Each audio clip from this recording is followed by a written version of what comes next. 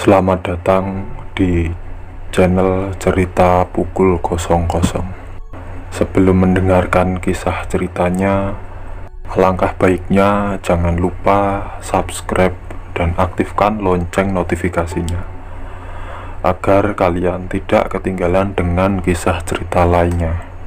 Terima kasih. Oke, langsung saja kita ke ceritanya. Kembali lagi bersamaku di channel cerita pukul 00. Kali ini aku akan menceritakan kisah yang berjudul Dia Menyukaiku. Kisah cerita kali ini diunggah oleh akun Instagram Horor Indonesia Seram, dibuat oleh #fsana1001.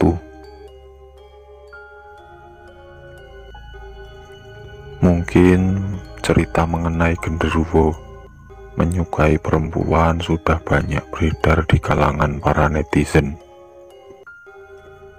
Ada yang mempercayainya dan ada juga yang tidak percaya. Namun itu adalah keputusan dari masing-masing pihak untuk mau mempercayai atau tidak mempercayai cerita ini nantinya. Sebelum masuk ke cerita, mari kita mengenal genderuwo. Genderuwo digambarkan sebagai hantu dengan jenis kelamin pria. Terkait dengan karakter genderuwo yang menyukai sosok perempuan, beberapa sosok jin memang memiliki nafsu apabila melihat sosok perempuan. Selain manusia dan hewan, jin juga punya nafsu. Hal ini sama dengan kelakuan genderuwo yang doyan bersetubuh dan penasaran dengan manusia. Konon jika genderuwo bisa menggauli manusia, maka akan menambah kesaktiannya. Wanita yang dipilih untuk disetubuhi oleh genderuwo adalah wanita yang suka tidur telanjang. Makanya kita dilarang tidur telanjang dan dianjurkan membaca doa sebelum tidur. Kisah ini saya angkat mengenai cerita dari sahabat saya pada tahun 2014. Panggil saja dia Ratu. Ratu memiliki wajah yang cantik dan badan yang bagus. Dia banyak disukai, banyak pria kala itu yang menyukainya. Namun Ratu sudah memiliki kekasih. Orang memiliki sisi positif dan negatif. Ratu memiliki fisik yang baik dengan wajah cantiknya. Dia ramah dan juga baik. Namun Ratu sangat ceroboh, malas, dan kadang senang menghayal. Kebiasaannya senang menghayal ini yang menghantarnya menuju sosok genderuwo yang selalu singgah tiap malam. Sebelumnya Ratu bercerita, memang ia selalu tidur mengenakan celana pendek dan kaos saja atau tank top. Namun kejadian ini mulai saat Ratu putus dengan kekasihnya, dan selalu berulang setiap Ratu putus dengan kekasihnya. Saat itu Ratu baru saja putus hubungan dengan kekasihnya. Namun selayaknya wanita setelah putus, Ratu merindukan sosok pria mantan kekasihnya tersebut. Saat malam tiba, Ratu berusaha memejamkan mata. Dan akhirnya Ratu pun tertidur. Di dalam tidurnya itu, Ratu bermimpi. Ratu didatangi oleh mantan pacarnya itu. panggil saja namanya Rian, nama samaran. Dalam mimpinya Ratu ditemui Rian di sebuah tempat makan, dan akhirnya tanpa banyak bicara, Ratu ditarik, lalu diajak berhubungan badan, layaknya suami istri. Setelah berhubungan badan, Ratu pun terbangun dari tidurnya. Ratu merasa aneh, dia berkeringat dan mimpi itu terasa nyata. Namun dia tidak menghiraukannya, karena Ratu berpikir itu hanya bunga tidur, karena dia sedang merindukan mantan kekasihnya itu. Walaupun mimpi itu terasa nyata, dia berpikir karena kebiasaannya yang suka menghayal saja. Namun hari berganti.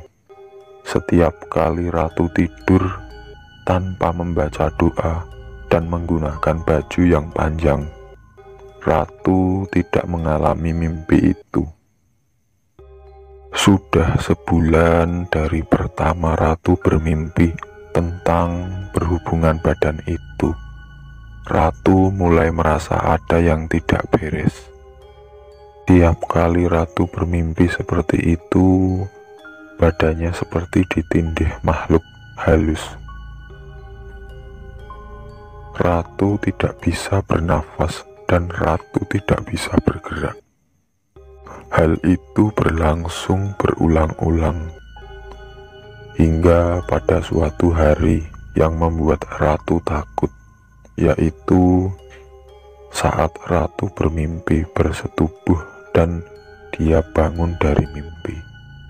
Ratu mendapati dirinya tidak menggunakan baju.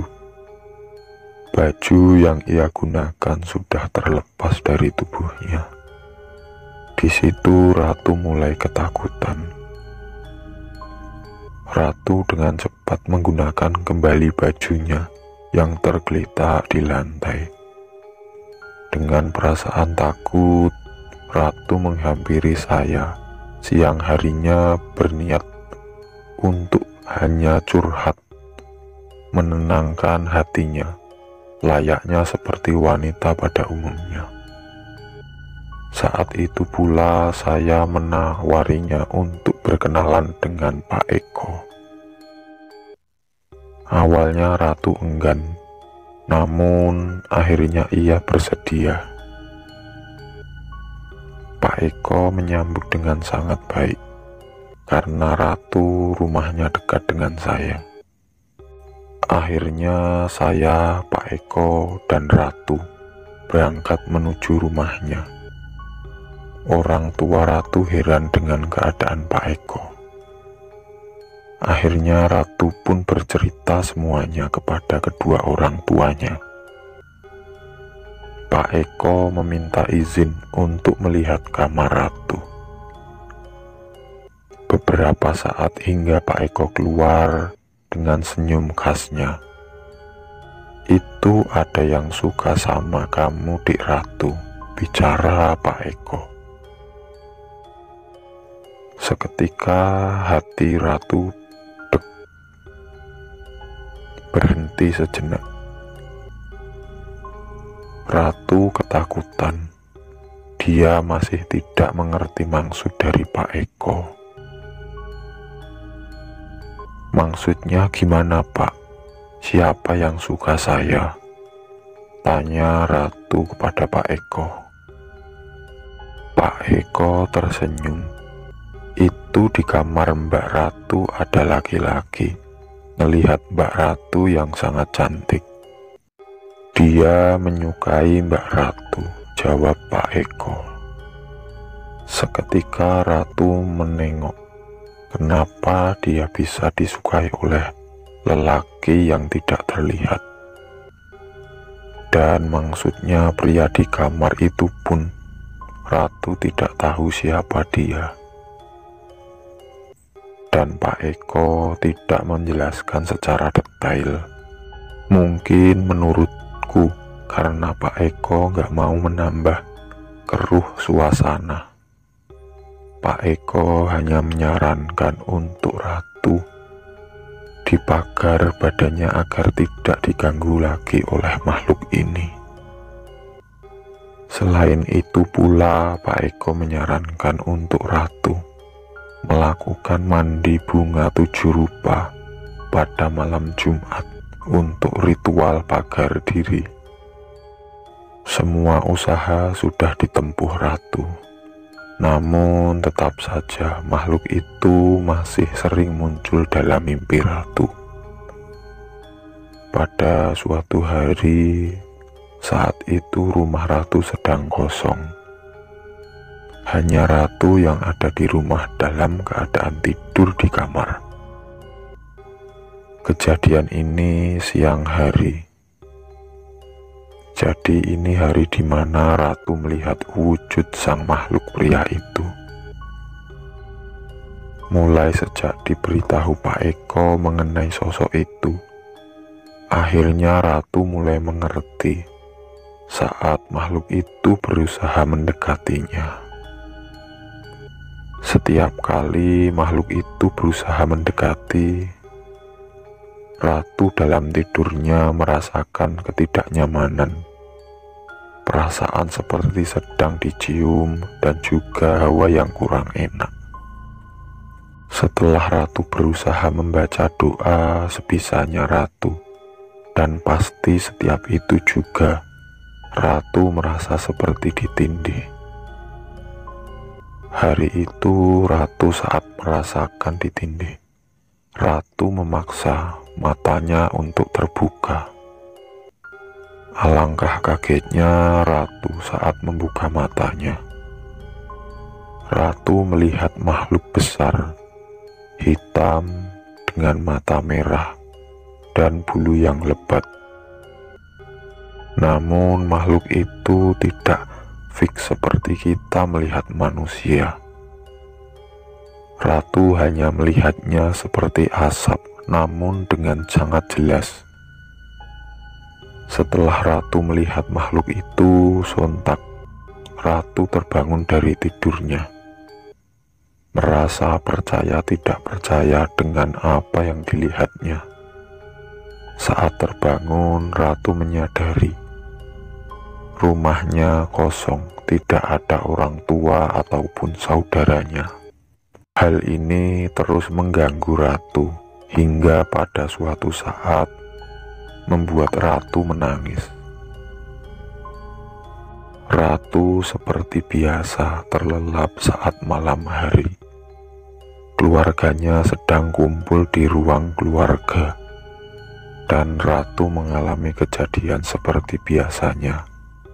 Namun kali ini bedanya, makhluk itu seakan marah besar dengan Ratu, karena Ratu sudah memiliki kekasih baru. Ratu merasakan aura kemarahan yang ditunjukkan kepadanya dalam tidurnya itu. Ia tidak melihat makhluk itu, namun aura dan suasana di sekitarnya berubah. Hingga Ratu pun terbangun dari tidurnya dan keluar sembari menangis dan memeluk ibunya. Ibu Ratu pun bergegas ke rumah Pak Eko untuk meminta bantuannya. Akhirnya mereka pun pergi bersama ke rumah. Pak Eko berusaha melakukan ikhtiarnya untuk membantu menenangkan Ratu. Ratu pun didudukkan dan badannya dibacakan beberapa doa-doa. Beberapa bagian seperti kepala, pundak, punggung ditepuk kibasan oleh Pak Eko. Setelahnya Ratu pun mulai tenang, dan Pak Eko mengatakan bahwa hanya Ratu yang dapat mengendalikan makhluk itu. Ratu pun memahami dan mengerti maksud dari kata-kata Pak Eko. Akhirnya Ratu tidak pernah menggunakan baju pendek. ketika tidur dan selalu membaca doa ketika hendak tidur. Kisah cerita ratu ini belum selesai, dan hingga akhirnya ratu menikah dan menempati kamarnya kembali dengan suaminya. Suami ratu diteror saat pertama kali tidur di kamar itu, hingga ratu pun terkena imbasnya pula. Makhluk itu datang ke mimpi ratu dengan berusaha menyakiti ratu, seperti orang marah tanpa ampun kepadanya.